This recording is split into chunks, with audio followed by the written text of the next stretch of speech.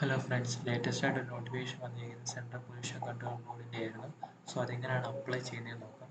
അതിനായി ആദ്യം നിങ്ങൾക്ക് സെൻട്രൽ പൊല്യൂഷൻ കൺട്രോൾ ബോർഡിൽ നിന്ന് ഗൂഗിൾ എൻ്റർ ചെയ്യുമ്പോൾ ഇങ്ങനെ ഒരു സൈറ്റ് ആയിരിക്കും വരുന്നത്. ഇതാണ് അവർ വെബ് പേജ്. ഈ പേജ് വന്നതിന് ശേഷം ഇവിടെ ജോബ്സ് എന്ന് പറയുന്നത് ഇവിടെ ക്ലിക്ക് ചെയ്യാം.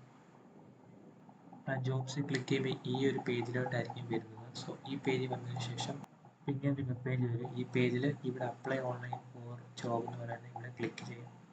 പിന്നെ പോപ്പപ്പ് വരും, അത് ഓക്കെ കൊടുക്കുക. ആ പോപ്പപ്പ് എൻ്റർ ചെയ്യുമ്പോൾ നമുക്ക് ഇങ്ങനെ ഒരു ഇൻ്റർഫേസ് ആയിരിക്കും വരുന്നത്. ഇതിന് ശേഷം നിങ്ങൾ ഇവിടെ പുതിയൊരു കാൻഡിഡേറ്റ് ആണെങ്കിൽ ഇവിടെ ക്ലിക്ക് ഹിയർ ടു രജിസ്റ്റർ എന്ന് പറയുന്ന ബട്ടൺ ക്ലിക്ക് ചെയ്യുക. അപ്പോൾ നമുക്ക് ഇങ്ങനെ ഒരു പേജ് ആയിരിക്കും വരുന്നത്. CBCBയുടെ ഒരു റിക്രൂട്ട്മെൻറ്റ് പോർട്ടലാണ് വരുന്നത്. ഇവിടെ നിങ്ങളുടെ 10ാം ക്ലാസ്സിലെ പേര് എഴുതി എൻ്റർ ചെയ്യുക. അതിനുശേഷം ഡേറ്റ് ഓഫ് ബർത്ത്, വാലിഡ് ആയിട്ടുള്ള ഒരു ഫോം നമ്പർ, ദെൻ വാലിഡ് ആയിട്ടുള്ള മെയിൽ ID കൊടുക്കുക. ആ മെയിൽ IDയിലോട്ടായിരിക്കും ബാക്കിയുള്ള ഡീറ്റെയിൽസ് വരുന്നത്. പിന്നെ കൺഫേം ചെയ്യുക, പാസ്വേഡ് ക്രിയേറ്റ് ചെയ്യുക, കൺഫേം ചെയ്തതിന് ശേഷം ഐ ആം നോട്ട് റോബോട്ട് എന്ന് പറയുന്നത് ക്ലിക്ക് ചെയ്യുക. പിന്നെ സബ്മിറ്റ് അടിക്കുക. അപ്പോൾ നിങ്ങൾ എൻ്റർ ചെയ്ത മെയിൽ IDയിലേക്ക് നിങ്ങൾക്ക് ഒരു മെയിൽ വരുന്നതായിരിക്കും. നിങ്ങളുടെ പാസ്വേഡും നിങ്ങൾ എൻ്റർ ചെയ്ത പാസ്വേഡും അതുപോലെ തന്നെ ആപ്ലിക്കേഷൻ നമ്പറും എല്ലാ ഡീറ്റെയിൽസും വരും. അതിവിടെ എൻ്റർ ചെയ്തതിന് ശേഷം ഐ ആം നോട്ട് റിപ്പോർട്ട് എന്ന് കൊടുക്കുക. അതിനുശേഷം ലോഗിൻ എന്ന് പറയുന്ന ബട്ടൺ ക്ലിക്ക് ചെയ്യുക. ആപ്ലിക്കേഷൻ ഓപ്പൺ ആവുന്നതായിരിക്കും. ആപ്ലിക്കേഷൻ ഓപ്പൺ ആകുമ്പോൾ ഇങ്ങനെ ഒരു ഇൻ്റർഫേസ് ആയിരിക്കും നിങ്ങൾക്ക് വരുന്നത്. ഇവിടെ ആപ്ലിക്കേഷൻ ഫോം ഉണ്ട്, ക്വാളിഫിക്കേഷൻ ഉണ്ട്, അപ്ലോഡ് ഇമേജസ് ഉണ്ട്. ഇവിടെ കൊടുത്തിട്ടുണ്ട് എന്തൊക്കെ സ്റ്റെപ്പാണ് ചെയ്യുന്നത്. ആദ്യം ആപ്ലിക്കേഷൻ ഫോം ഫില്ല് ചെയ്യുക. രണ്ടാമത് നമ്മുടെ ക്വാളിഫിക്കേഷൻ ആൻഡ് എക്സ്പീരിയൻസ് ഡീറ്റെയിൽസ് എല്ലാം എൻ്റർ ചെയ്യുക. ദെൻ നിങ്ങളുടെ ഫോട്ടോയും സിഗ്നേച്ചറും അപ്ലോഡ് ചെയ്യുക. ബാക്കി ഡോക്യുമെൻറ്റ്സ് ഒന്നും അപ്ലോഡ് ചെയ്യേണ്ട, നേരിട്ട് ഡോക്യുമെൻറ്റ് വെരിഫിക്കേഷൻ കൊടുത്താൽ മതി എന്നാണ് അവർ മെൻഷൻ ചെയ്തത്. ദെൻ നമ്മൾ എലിജിബിലിറ്റി, ഏത് പോസ്റ്റാണ് നമുക്ക് എലിജിബിലിറ്റി ആണ് ചെക്ക് ചെയ്യുക. നമ്മുടെ ഡിക്ലറേഷൻ അക്സെപ്റ്റ് ചെയ്യുക. അതിനുശേഷം അപ്ലൈ ചെയ്യുക പോസ്റ്റ്. ദെൻ പേയ്മെൻറ്റ് ഫീ അടയ്ക്കുക. ഇത്രയാണ് സ്റ്റെപ്പ് നമുക്ക് ചെയ്യാം. ആദ്യം നമ്മൾ ആപ്ലിക്കേഷൻ ഫോം ഇവിടെ നമ്മുടെ ആപ്ലിക്കേഷൻ നമ്പരും പേരും ഡേറ്റ് ഓഫ് ബർത്തും നമ്മൾ നേരത്തെ രജിസ്റ്റർ ചെയ്തപ്പോൾ അത് ഓട്ടോമാറ്റിക്കലി ഫെച്ച് ചെയ്ത് വരുന്നതായിരിക്കും. ബാക്കി ഡീറ്റെയിൽസ് വേണ്ടിയിട്ട് നമ്മുടെ ഫാദറിൻ്റെ നെയിം അല്ലെങ്കിൽ husband name, then mother name എടുക്കുക. നമ്മുടെ ജെൻഡർ ഏതാണെന്ന് വെച്ചാൽ അത് എൻ്റർ ചെയ്യുക. ദെൻ ഇപ്പം നിങ്ങൾ SC കാൻഡിഡേറ്റ് ആണെങ്കിൽ നിങ്ങൾ ഇവിടെ എന്നിട്ട് നിങ്ങളുടെ സർട്ടിഫിക്കറ്റ് നമ്പർ എൻ്റർ ചെയ്യുക. അത് ഏത് വർഷം അല്ലെങ്കിൽ ഏത് ദിവസമാണ് ഇഷ്യൂ ചെയ്തതെന്ന് കൊടുക്കുക.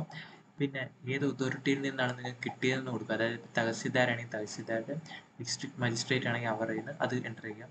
ശേഷം നിങ്ങൾക്ക് ബെഞ്ച് മാർക്ക് ഡിസബിലിറ്റി ഇല്ലെന്ന് പറഞ്ഞ് ഉള്ളവർ നോ യെസ് കൊടുക്കുക, ഇല്ലാത്തവർ നോ കൊടുക്കുക. അതിനുശേഷം നിങ്ങളുടെ നാഷണാലിറ്റി, ഇപ്പോൾ ഇന്ത്യൻ ആണ്, ഇന്ത്യയിൽ നിന്ന് സെൻറ്റർ ചെയ്യുക. ശേഷം നിങ്ങളുടെ അഡ്രസ്സ് കൊടുക്കുക. ഇനി എംപ്ലോയ്മെൻറ്റ് ടൈപ്പ് ഉപയോഗിക്കുന്നുണ്ട്. നിങ്ങളിപ്പം എംപ്ലോയ്മെൻ്റ് ആണ്, ഇപ്പം നിങ്ങൾ വർക്ക് ചെയ്യുന്നവരാണെങ്കിൽ ഇതിനകത്ത് ഏതാണ് വർക്ക് ചെയ്യുന്നത്, ഏത് ബേസിസിലാണ് വർക്ക് ചെയ്യുന്നതെന്ന് കൊടുക്കുക. ഇൻ കേസ് നിങ്ങൾ വർക്ക് ചെയ്യാത്തവരാണെങ്കിൽ നോൺ കൊടുക്കുക. അതിനുശേഷം നിങ്ങളുടെ മാർഷൽ സ്റ്റാറ്റസ് എന്ന് പറയുന്നത് അൺമാരീഡ്, മേരീഡ്, വിഡോയുടെ കൊടുക്കുക. ഇപ്പോൾ അൺമാരീഡ് കൊടുക്കുക. നിങ്ങളുടെ ഓൾട്ടർനേറ്റീവ് വേറൊരു ഫോൺ നമ്പർ ഇവിടെ എൻ്റർ ചെയ്യുക. ഇപ്പോൾ ID പ്രൂഫിനായിട്ട് ഇപ്പോൾ ആധാറുണ്ട്, PAN card, driving licence, passport, voter ID. For example ഞാൻ ഇപ്പോൾ ആധാർ കാർഡ് കൊടുക്കുക. അതിനുശേഷം നമ്മുടെ ആധാർ നമ്പർ എൻ്റർ ചെയ്യുക. ഇനി മെയിനായിട്ട് വരുന്ന കാര്യമാണ് നമ്മുടെ എക്സാം സിറ്റീസ് ഏതൊക്കെയാണ്. നമുക്ക് കേരളത്തിൽ എക്സാം സെൻറ്റർ ഉണ്ടോ ഇല്ലയോ എന്ന്. കേരളത്തിൽ എക്സാം സെൻറ്റർ ഉണ്ട്. കേരളത്തിൽ എക്സാം സെൻറ്റർ വരുന്നത് തിരുവനന്തപുരത്ത് ഉണ്ട് എക്സാം സെൻറ്റർ. അതുപോലെ തന്നെ കൊച്ചിയിലുണ്ട് എക്സാം സെൻറ്റർ. പിന്നെ അടുത്ത് കിടക്കുന്ന ചെന്നൈയിലുണ്ട് എക്സാം സെൻറ്റർ. ഇത്രയും സ്ഥലത്താണ് നമ്മുടെ നിയർ ആയിട്ട് എടുക്കുന്നത്. നമ്മുടെ കേരളത്തിൽ 2 എക്സാം സെൻറ്ററാണ് ഉള്ളത്. അപ്പം നമുക്ക് ഫസ്റ്റ് എക്സാം സെൻറ്റർ നമുക്ക് തിരുവനന്തപുരം വെക്കാം. സെക്കൻഡ് എക്സാം സെൻറ്റർ നമുക്ക് കൊച്ചി. സോ അതിനുശേഷം നമുക്ക് ഇങ്ങനെ ഒരു പേജ് വരും. നമ്മുടെ എഡ്യൂക്കേഷൻ ക്വാളിഫിക്കേഷൻ എൻ്റർ ചെയ്യണം, ആണ് ഇവിടെ എൻ്റർ ചെയ്യേണ്ടത്. സോ ഇപ്പം നമ്മൾ ഇപ്പം ആദ്യം നമ്മൾ 10th കൊടുക്കുക. അതിനുശേഷം നമ്മൾ 12th കൊടുക്കുക. അതിനുശേഷം ഡിഗ്രി ഉള്ളവർ ഏത് ഡിഗ്രിയാണ്, ഇപ്പം ബാച്ചിലേഴ്സ് ഡിഗ്രി ഉള്ളവരാണെങ്കിൽ അത് കൊടുക്കുക. ബാച്ചിലേഴ്സ് ഡിഗ്രി കൊടുക്കുക. അതിനുശേഷം മാസ്റ്റർ ഡിഗ്രി ഉള്ളവർ മാസ്റ്റേഴ്സ്, അങ്ങനെയുള്ള കാര്യങ്ങൾ കൊടുക്കുക. സോ ഫസ്റ്റ് നമുക്ക് 10th സർട്ടിഫിക്കറ്റ് കൊടുക്കുക. ഏത് സ്ട്രീമാണ് നമ്മളോട് ചോദിക്കുന്നുണ്ട്. 10th നമുക്ക് 10th എന്ന് പറയുന്നത് നമുക്ക് ഇല്ല, സ്ട്രീം ഇല്ല. സോ അതിന് നമുക്ക് നോട്ട് ആപ്ലിക്കബിൾ കൊടുക്കാം. അതിനുശേഷം ഇയർ ഓഫ് പാസിങ് കൊടുക്കുക. ഏത് വർഷമാണ് നിങ്ങൾ പാസ്സായത് സർട്ടിഫിക്കറ്റിനകത്ത് കൊടുക്കുക. അതിനുശേഷം നിങ്ങളുടെ ഏത് ബോർഡ് എന്ന് പറയുന്നത് നമ്മുടെ ബോർഡ് ഇതാണ്, കേരള 10ാം ക്ലാസ്സിലെ കേരള ബോർഡ്.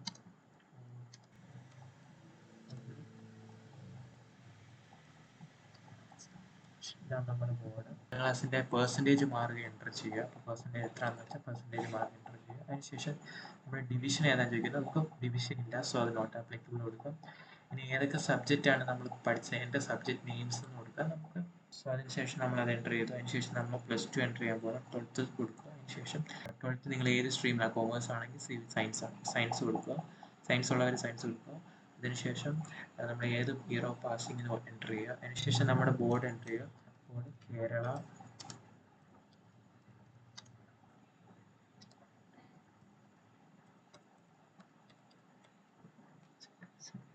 നമുക്ക് എത്ര പെർസെൻറ്റേജ് ആണ് നമുക്ക് 10th കിട്ടിയത് എത്ര പെർസെൻറ്റേജ് ആണെന്ന് ഇവിടെ എൻ്റർ ചെയ്യുക. അതിനുശേഷം നമുക്ക് അവിടെ ഡിവിഷൻ ഇല്ല, സോ അത് നോട്ട് ആപ്ലിക്കബിൾ കൊടുക്കാം.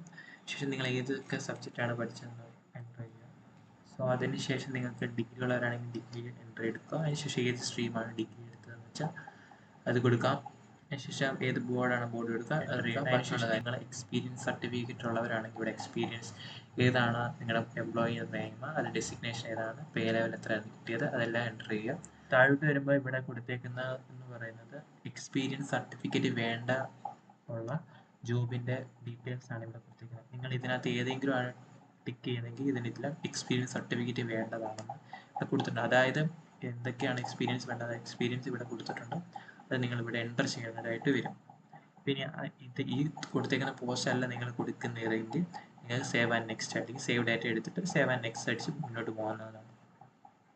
സോ നെക്സ്റ്റ് പേജ് വരുമ്പോൾ നമുക്കിവിടെ ഫോട്ടോസ് അപ്ലോഡ് ചെയ്യണം, അതുപോലെ നമ്മുടെ സിഗ്നേച്ചർ അപ്ലോഡ് ചെയ്യണം. ഇതാണ് ഇവിടെ കൊടുത്തേക്കുന്നത്.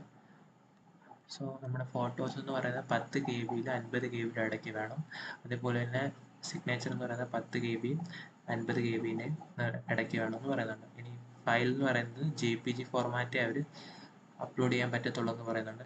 ഫോട്ടോ അപ്ലോഡ് ചെയ്തതിന് ശേഷം ഇവിടെ ക്ലിക്ക് ചെയ്ത് ലോക്ക് ചെയ്യണമെന്ന് പറയുന്നുണ്ട് ഫോട്ടോ. ഫോട്ടോ അപ്ലോഡ് ചെയ്യുന്നത് ഫോട്ടോ അപ്ലോഡ് സക്സസ്ഫുള്ളി കാണിക്കും. താഴെ നമ്മുടെ ഫോട്ടോയും കാണിക്കും. അതിനുശേഷം നമ്മൾ സൈൻ അപ്ലോഡ് ചെയ്യുക. അതിനുശേഷം അപ്ലോഡ് സിഗ്നേച്ചർ എന്ന ബട്ടൺ ക്ലിക്ക് ചെയ്യുക. അപ്പോൾ നമ്മുടെ ഫോട്ടോ അപ്ലോഡ് ചെയ്യും. അതിനുശേഷം നമ്മൾ ക്ലിക്ക് ചെയ്യുക to lock the images after uploading എന്ന് പറയുന്നത് ക്ലിക്ക് ചെയ്യണം. ഇനി നമ്മൾ നെക്സ്റ്റ്, അതിനുശേഷം നെക്സ്റ്റ് അടിക്കുമ്പോൾ നമുക്ക് ഇങ്ങനെ ഒരു പേജ് ആയിരിക്കും വരുന്നത്. ഇവിടെ നമ്മുടെ ഏത് പോസ്റ്റാണ് നമ്മൾ എലിജിബിൾ എന്ന് കാണിക്കുന്നത്.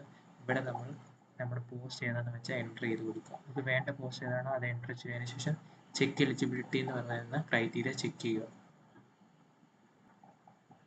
നമ്മൾ സെലക്ട് ചെയ്ത പോസ്റ്റ് ചെക്ക് എലിജിബിലിറ്റി കൊടുക്കാനായിട്ട് നമുക്ക് ഇവിടെ വരും you are eligible to apply for the post എന്ന് പറയുന്നത് നമ്മൾ പോസ്റ്റ് ഏതാണോ പോസ്റ്റിൻ്റെ പേര് ഇവിടെ വരുന്നതായിരിക്കും കേട്ടോ. ശേഷം നെക്സ്റ്റ് അടിക്കുമ്പോൾ ഇങ്ങനെ ഒരു പേജ് ആയിരിക്കും വരുന്നത്. ഇവിടെ നമ്മൾ ടിക്ക് ഇട്ട് കൊടുക്കുക. ഡിക്ലറേഷൻ ആണ്, രണ്ടും ടിക്ക് ഇടുക. ബട്ടൺ ക്ലിക്ക് ചെയ്യുക. ഇനി നമ്മൾ ഇതിനകത്ത് ഏത് പോസ്റ്റാണ് നമ്മൾ സെലക്ട് ചെയ്തത് ആ പോസ്റ്റിനകത്ത് നമ്മൾ സെലക്ട് ചെയ്യുക.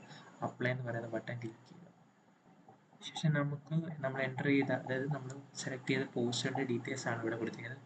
നമുക്ക് എത്ര വേണമെങ്കിലും നമ്മുടെ ക്വാളിഫിക്കേഷൻ അല്ലെങ്കിൽ എക്സ്പീരിയൻസ് ബേസിസിൽ നമുക്ക് എത്ര വേണമെങ്കിലും പോസ്റ്റിലേക്ക് നമുക്ക് അപ്ലൈ ചെയ്യാവുന്നതാണ്. അതിനുശേഷം ഇവിടെ നെക്സ്റ്റ് ബട്ടൺ ക്ലിക്ക് ചെയ്യുക. സോ എങ്ങനെയായിരിക്കും ഇൻ്റർഫേസ് വരുന്നത് ഫീ പേയ്മെൻറ്റിന്. ഇപ്പം ഞാനിവിടെ SC ബേസിസിലാണ് ഞാൻ എൻ്റർ ചെയ്തത്. അതുകൊണ്ടാണ് നമുക്ക് ഫീ പേയ്മെൻറ്റ് 150 രൂപ മാത്രമായിട്ട് വന്നത്. അപ്പോൾ നിങ്ങൾ ഈ പേ ഫീ ചെയ്തിട്ട് എന്ത് ചെയ്യണം, ഓരോന്ന് 150 രൂപ വെച്ച് ഫീ പേയ്മെൻറ്റ് ചെയ്യണം.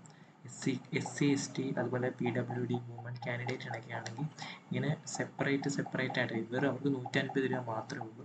പക്ഷേ ഇവിടെ പറയുന്നുണ്ട് ഒരു പേയ്മെൻറ്റ് ചെയ്ത് കഴിഞ്ഞിട്ട് കുറച്ച് നേരം വെയിറ്റ് ചെയ്യണം നെക്സ്റ്റ് പേയ്മെൻറ്റ് ചെയ്യാൻ വേണ്ടി. അല്ലാതെ റീഫ്രഷ് ബാർ ഒന്നും ക്ലിക്ക് ചെയ്യരുതെന്ന് അവർ മെൻഷൻ ചെയ്തിട്ടുണ്ട്. അപ്പോൾ ഇവിടെ നമുക്കിവിടെ ഫീ പേയ്മെൻറ്റ് അടച്ചെങ്കിൽ ഇവിടെ ഫീ പേയ്മെൻറ്റ് അടയ്ക്കുക, ദെൻ പ്രിൻ്റ് ഔട്ട് എടുക്കുക. അപ്പോൾ ഇങ്ങനെയാണ് CPC സെൻട്രൽ പൊല്യൂഷൻ കൺട്രോൾ ബോർഡിൻ്റെ എക്സാം അപ്ലൈ ചെയ്യുന്നത്. അപ്പോൾ എല്ലാവർക്കും മനസ്സിലായെന്ന് വിചാരിക്കുന്നു. അപ്പോൾ താങ്ക് യു. ലൈക്ക് ചെയ്യുക, ഷെയർ ചെയ്യുക, സബ്സ്ക്രൈബ് ചെയ്യുക. Thank you.